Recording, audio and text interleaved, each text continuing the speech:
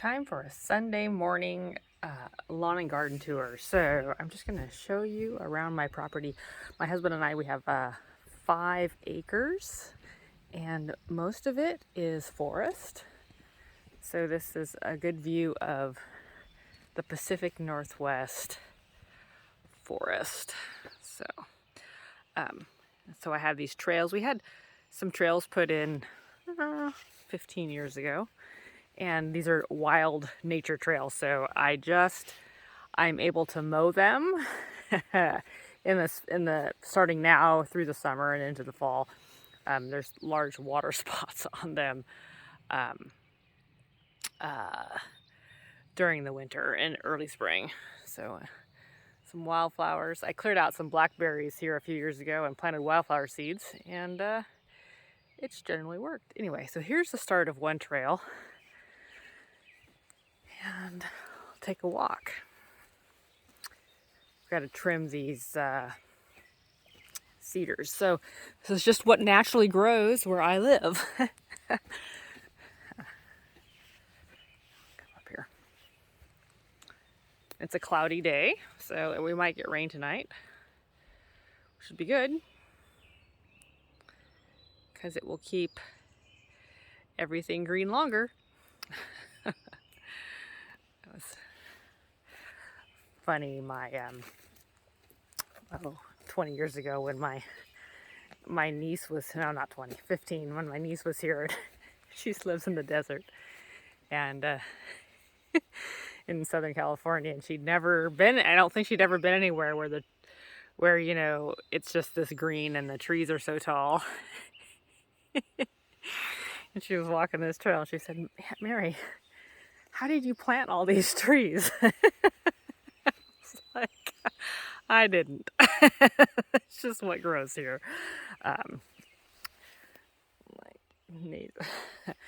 So,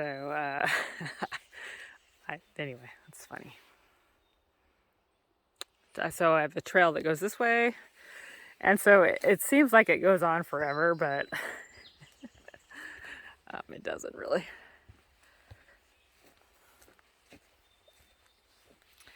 And this just cuts across, but this trail goes around the back. But you can hear the birds.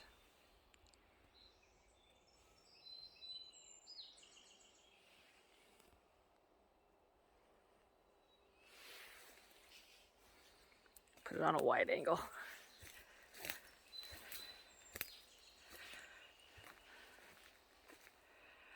I was just able to get the mower back all the way. Well, I've almost got it all the way around. There's still one little wet spot. See, like this would be a spot where there's water in the winter.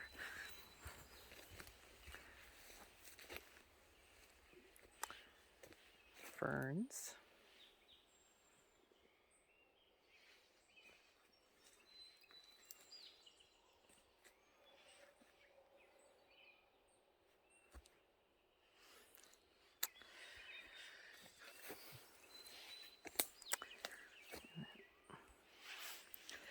There's lots of wildflowers this time of year.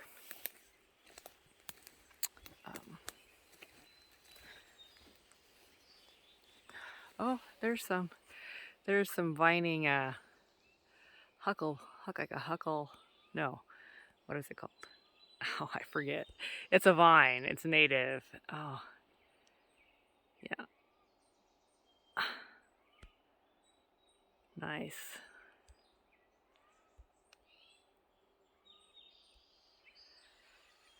I was looking for that. I hadn't seen any yet. All right. Oh, I haven't been out here first thing in the morning in a while. All the flowers.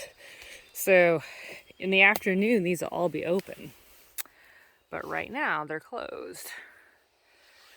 But maybe Sunday morning wasn't the best time for the garden tour. But I thought I'd hit it out before I went to church, and so that way I could upload it at church because the internet's faster. and then the trail goes this way, and then the trail goes this way. And a tree fell a couple years ago. It's still alive, but I keep waiting for it to fall a little bit lower so I can cut it without it falling on me. But if I go underneath this tree, then this is what the trail looked like before I mowed it. And so I need to wait for this one spot back here to see. This is all underwater in the winter, and it's still a little muddy. So this patch, I can walk it, is this is the wild part. It goes around and nettles, and then that's the wettest spot in the whole on my trails, and I can't mow it yet. You can see I've walked through it a little bit and all my footprints.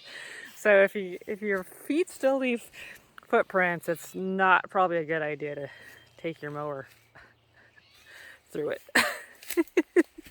Okay, I'm gonna get out of this wet mosquito batch. Okay. Yeah, this is always the last section of my trail that I can mow, but anyway. Whoops. Let's back it up. Anyway, all right. Back around the corner. So that part of the trail, it never quite gets green like this one, just because it's underwater for half the year. And yeah, anyway, I'm kind of walking. So this kind of goes around. There's another spot that this was the trail that I finally got mowed. I finally got mowed yesterday. Oh, mosquitoes.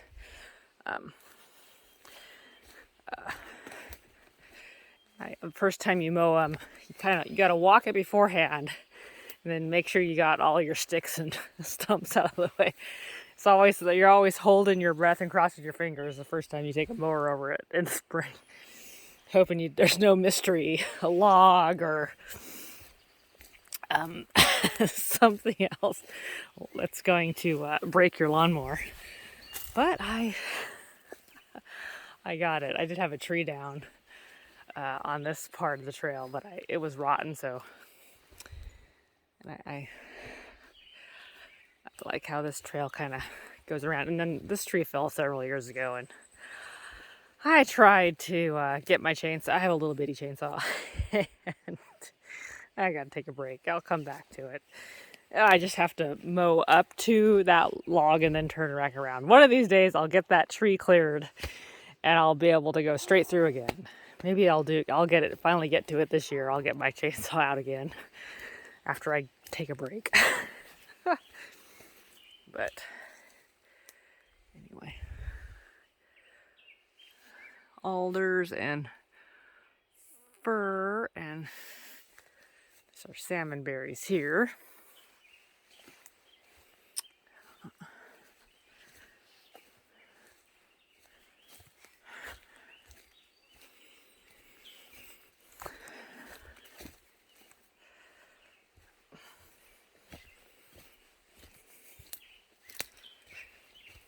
And this is underwater it's finally got still a little muddy.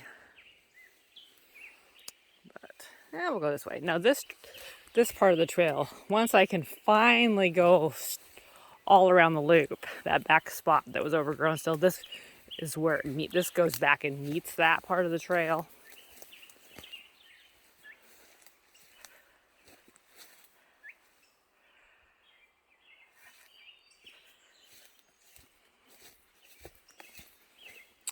Need to take my hedge trimmer out here a little bit more.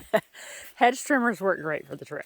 I have a battery operated hedge trimmer, and I know I've just bought the hedge trimmer to do the bushes along my front walk, but I was like, I wonder if that would work in the forest. Works great, you can just keep your trails like perfect. I mean, not perfect, but just out of your way. It's like, I don't want to just totally cut stuff down, but I also don't want it to overgrow.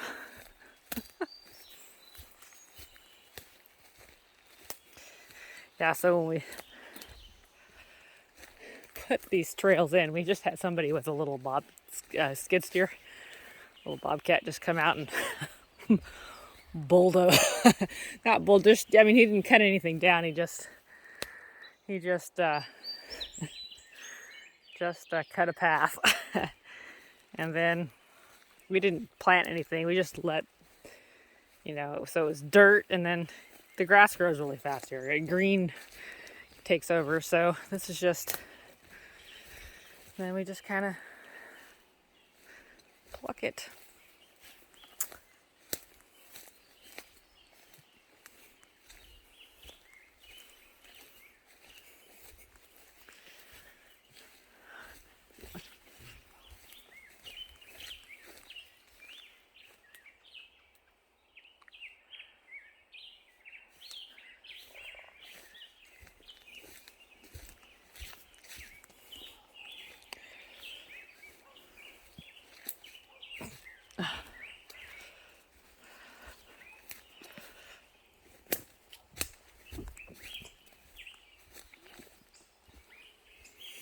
Of course, it's not this green all year long.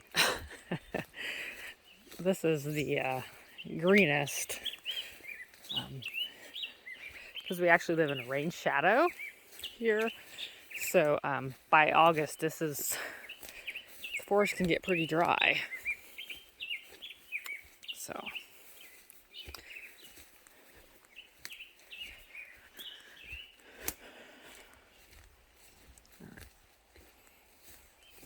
I almost got stuck here last week.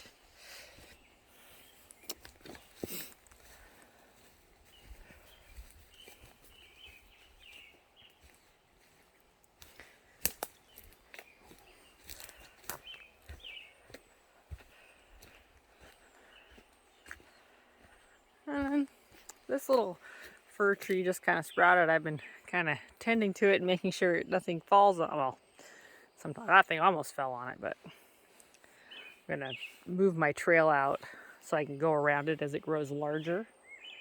I think that's a good spot for a fir tree. I think it gets enough sun. Well, it must, because it planted itself there. Salmon berries. I think those are wild blackberries. Native blackberries. There's two different kinds of blackberries. We have native kind of blackberries. They're really small. And then we have the, the weed blackberries. Yeah, these are native. These are the native blackberry. I try to cut down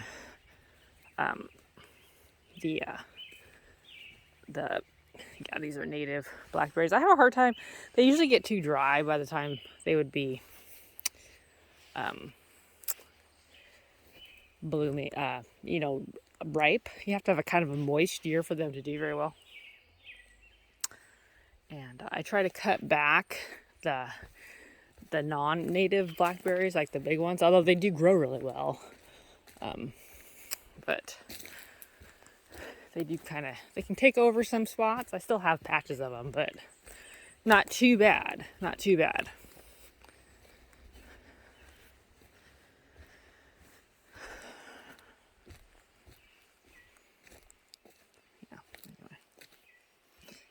This is the trail. We're going to come back across to, these just cut side to side.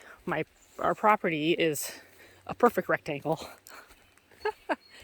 330 feet by 660, so this trail's cutting across the short way. It's kind of funny because 330 feet, well, it's a long way, but it feels longer when you're in the forest. Or 660. Anyway. And then we'll go this way. And then so you don't go that far, then you just go back around. But this comes up.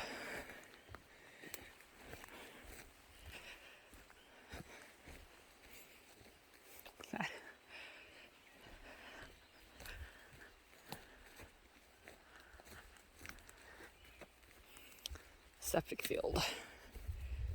And some very tall cedars.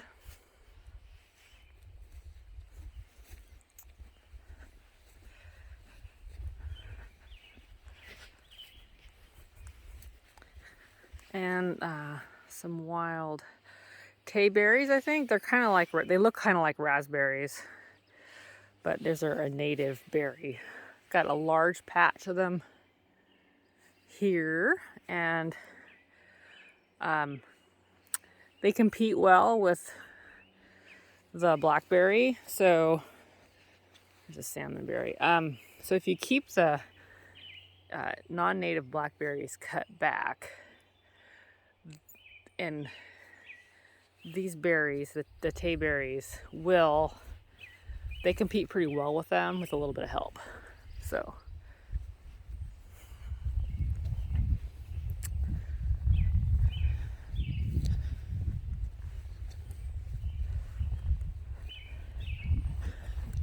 it's a dead tree. It's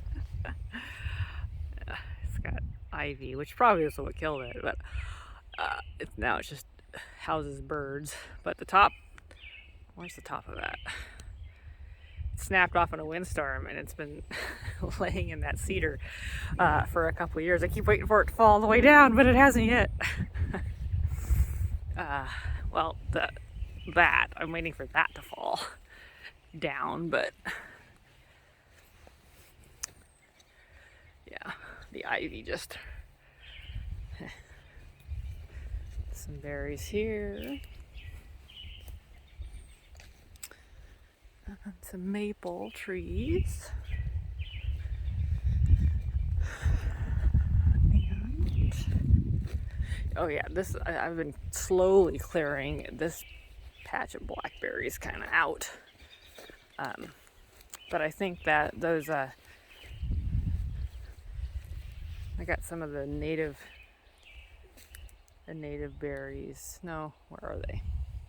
Oh yeah, right here. Yeah, so those tayberries are kind of growing in there, but I've also got a bunch of weeds. Not weeds, but just scrub. You just kind of gotta wait and see what grows and cut back. It's like you don't really plant. I don't really plant stuff back there. I just selectively choose what I want to grow. So if I think it looks like I basically try to keep the blackberries at bay. And then that's about all you need to do. Here are my apple trees. I got aggressive with my pruning this year, but I think I got apples starting. Yeah, this is a sour apple. This is a cooking apple tree. And this apple tree, it fell over in a windstorm like, I don't know, a decade ago. And I planted it. It's like one of the first things I planted like in 1996 when we moved in, and I just didn't want to start over again. And so I just trained it up. So there's where the trunk base is, but this is actually the top of the tree. And then this is some newer branches, side branches that have now grown up. So this is the funniest apple tree, but I was like, no. So I finally grown it sideways, and I love this tree just kind of because I grew it sideways anyway. So this is a sweet apple, eating apple. It's a little later. Oh, there's some apples on that. There we go. They're starting. Okay, now my flower beds. This rose, it's supposed to have a trellis, but I never have gotten it one. But it has a lot of blooms on it this year. And then succulents. I plant a lot of succulents because, like I said, we live in a rain shadow, and it gets very dry here. in the summer. So um, I I tend to try to plant things that um, don't need like constant water. Although I do water frequently, but I hand water. That poppy, that's got a lot of blooms. And my roses, the deer got to my roses earlier this spring, and I had to cut them back again. So they're not filled in very well right here. The deer just walked in, and the foxglove, they come back. I never, and then the daisies, I just let those stay there. I didn't plant those things, you know. I plant things one place one year. My catmint, the bees love this. You can hear them. There's actually not that many bees this year. There seems like there's fewer bees, but some years this has just been crazy, crazy. And there's my irises are in bloom.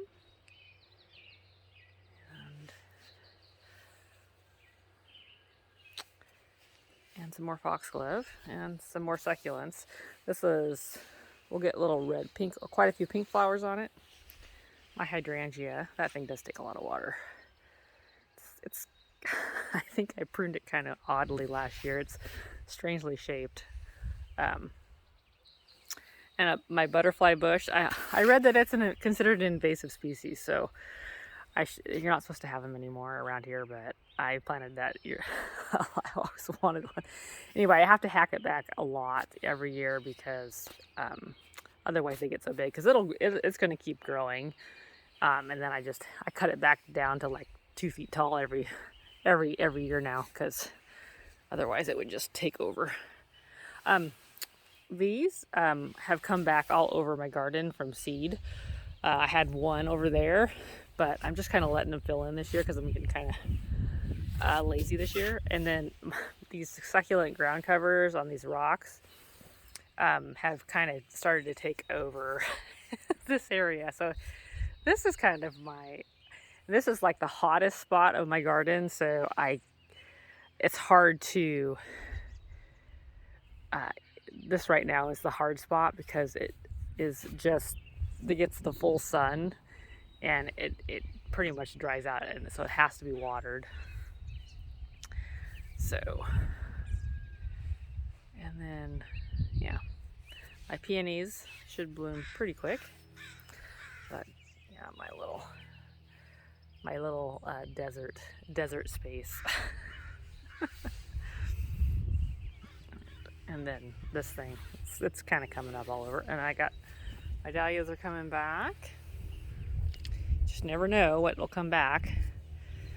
I am leaving some daisies that are wild that just kind of happenstance. Oh, my bees balm, finally. I planted that a couple years ago. It takes a while.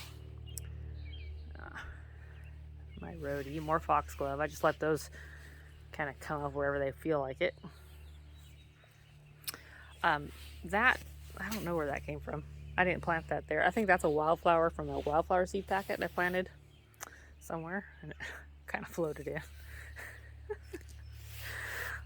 Like half my garden. There's some things I intentionally plant, and other things my rule of gardening is, oh, do I like the way it looks? Oh yeah. Well, I just let you grow where you want. And then I fill in the gaps, and then eventually things kind of multiply. Woo! Sorry, the bird scared me. Anyway, so that's a little different color. Yeah. They're nice. I think I got an angry bird. Yeah, these are mock orange, so I just pruned those last weekend. Because I always trim them after they bloom. So these are nice. Some purple ones. We'll see how windy it gets. My little dragon. Anyways. And then These will grow really tall, so later this year if I do another garden tour, you'll see that those will grow kind of shade things. The bird bath. Birds do enjoy that. They sit in that roadie and then they come and splash in that. Yeah, here's my roses. The roses were these roses are about 25 years old. I mean, I planted them when first year we bought the house. My mom planted them with me. And my herbs.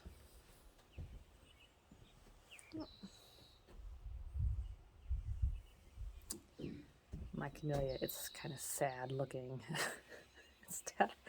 it's had a it gets too hot and then too cold, I think, for it. So I keep trying. And my lime tree, which I just brought outside this last week. So we'll see, it might not be happy. It's kind of cold today, but I'll leave it out for the summer.